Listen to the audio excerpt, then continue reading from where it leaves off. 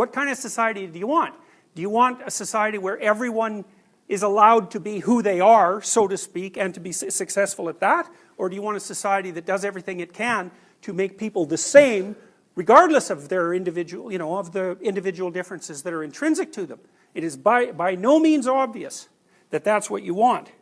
So you'd have to do some pretty wicked social engineering to eradicate these differences, and it looks like the social engineering that you'd have to do would run counter to egalitarianism, right? Because since egalitarianism seems to heighten the differences, it only makes sense that you'd have to run counter to egalitarianism to reduce them. So the LIPA study here, where there's an association between the UN indices of gender equality and gender differences in agreeableness, I think that was 500,000 people. So the net has made, the internet has made it possible to run huge samples. Now here's some interesting things too. The occupational preferences between men and women are actually a lot larger than the personality differences. And the occupational differences are large.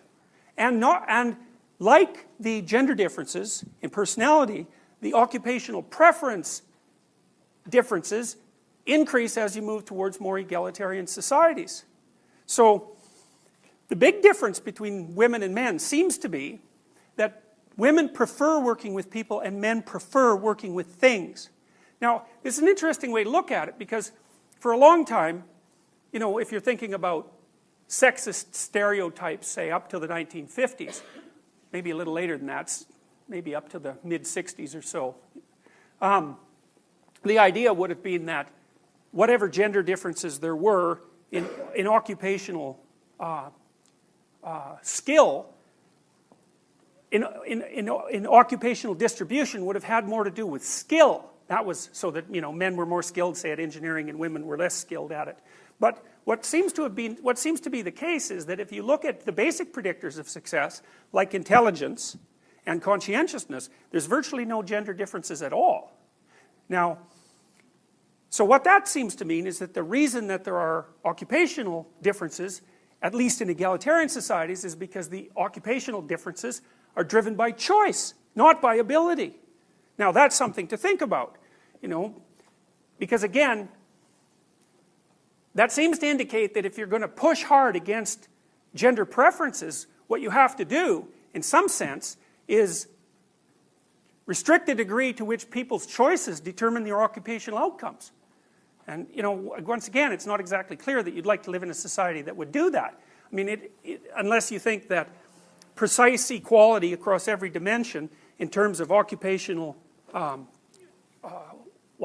the number of men and the number of women in each occupation is such an important index that it actually trumps what people as individuals actually want to do when you allow them free choice. So the big difference is, and it's one standard deviation, so to be as interested in things as the typical man, the typical woman would have to be more interested in things than 85% of women. And to be more interested in people than things, to be as interested in people as the typical woman, a man would have to be more interested in people than 85% of men. Now that's starting to become a very large difference. Now there's other differences too. This is using the Holland categories. Holland is a very well-renowned industrial organizational psychologist, and he divided jobs into these 6 categories: realistic, investigative, artistic, social, enterprising, and conventional. And what you see is that men show stronger realistic and investigative interests. The realistic category is particularly big, it's 0.8 of a standard deviation, and women show strong artistic, social, and conventional interests. And there was no gender difference at all in the degree to which people preferred enterprising occupations. So, here's from a different study, from Psychological Bulletin, looking at, there's this phenomena that people are quite upset about, especially in the US, although it's also an issue in Germany, that women are underrepresented in science, technology, engineering, and mathematics dimensions. And so, but if you look at the interests of men and women, you see under men that men are 1.1 standard deviation more likely to be interested in engineering, and 3/4 of a standard deviation to be more interested in science, and 3/10 of a standard deviation more interested in math. Now that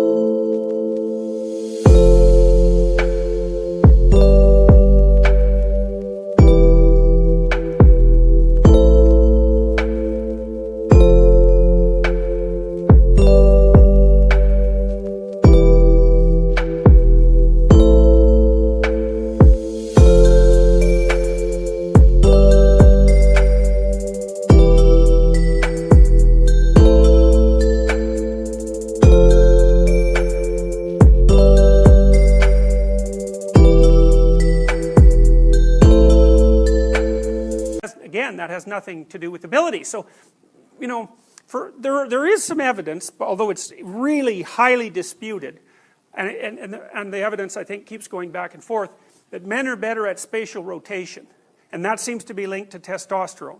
But like I said, this idea has been attacked very heavily. There's also some evidence that if you look at the intelligence distribution of men and women, that the women's distribution is a little higher peaked and a little less wide.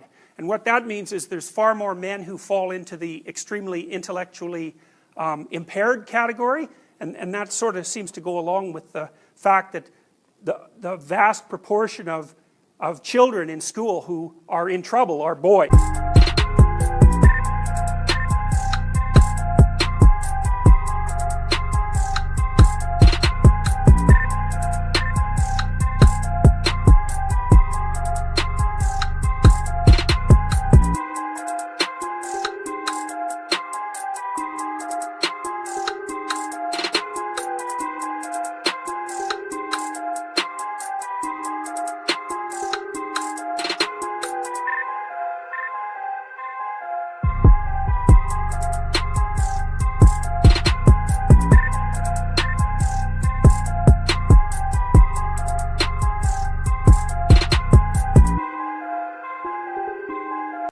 But they're also overrepresented at the extreme upper end of the continuum, so the male distribution is flattened.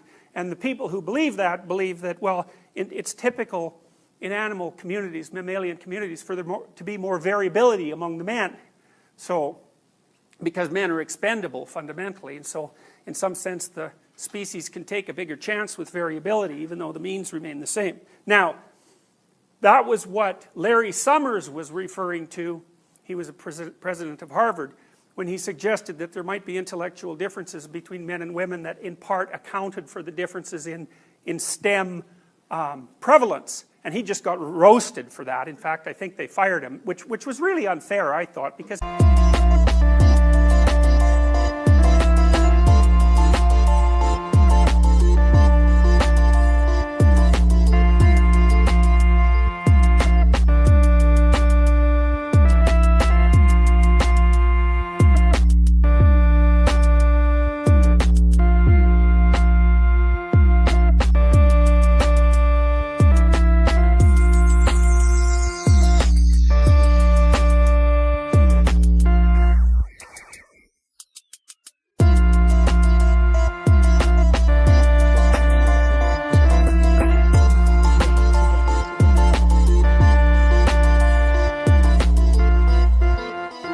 referring to a study. He wasn't making a claim that that was his opinion.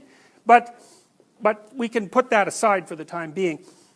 It doesn't look like you need to invoke an intellectual capacity explanation to account for the underrepresentation. You can just see that the interests diverge. Now, you know, you could attribute that to stereotypes and so forth, but then you run up against the problem that the differences are bigger in the countries that have done the most to eradicate the stereotypes. So I don't really see how that hypothesis can survive. As far as I'm concerned, it's just been proved wrong in the last 10 years. The gender differences are not primarily cultural.